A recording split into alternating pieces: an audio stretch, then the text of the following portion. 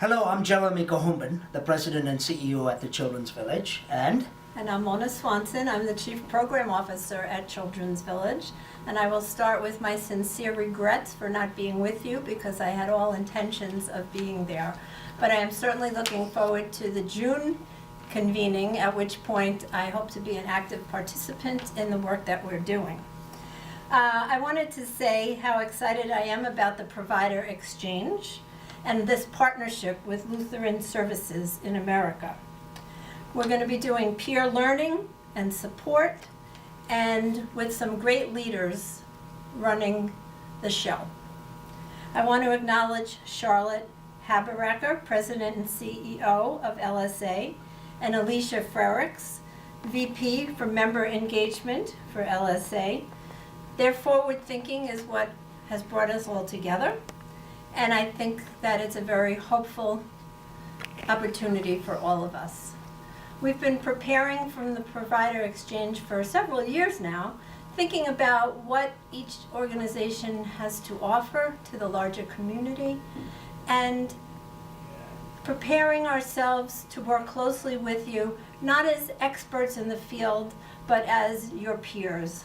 And hopefully we will learn from each other. First, thank you for your willingness to explore this journey with us. We think it's the right one. I'm so proud that an organization of your stature would want to take this on, because I don't think it's easy. The work we do is complicated, it's extremely difficult. It is not all about poverty, and it's not all about brokenness. It's also about social justice, or the lack of justice for so many. Ability to work together to make sure that kids in the United States and maybe worldwide have a better shot at succeeding for the rest of their lives is exciting and thrilling, and I hope to be with you in June too. So we'll do this together when we meet in June. The Children's Village, much like some of your own organizations, has a long history. We were founded in 1848 with a charter that goes back to 1851. So we've worked with a lot of children over that time. We've also been a residential institution for much of our history, and in the last 10 years we have stayed committed to residential care because we absolutely believe that kids need good residential care. It's, by the way, it's the toughest work we do. I think you know that. But it's important work that we do. So while staying committed to residential care, we have also been on this journey of trying to figure out, well, what else can we do? What can we do to make sure that kids don't grow up in a residential program and then simply graduate to another program? How can we make sure that children have the things that are most important in their life for success, which is education, skills, but most importantly, someone that they belong to, someone that cares deeply about their success, someone that's willing to fight for them and their success. And that someone cannot be Children's Village, it cannot be a social worker, it cannot be a system.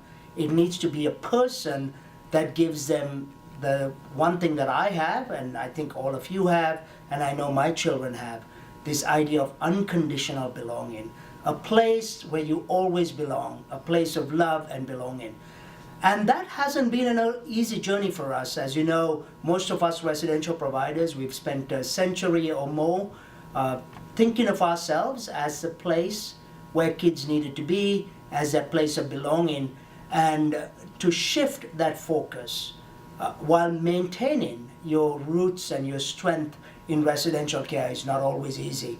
So when we visit together in June, we will absolutely talk about all the things that don't work and all the mistakes that we've made, because I can assure you, I think Mona mentioned this, we have not found the silver bullet.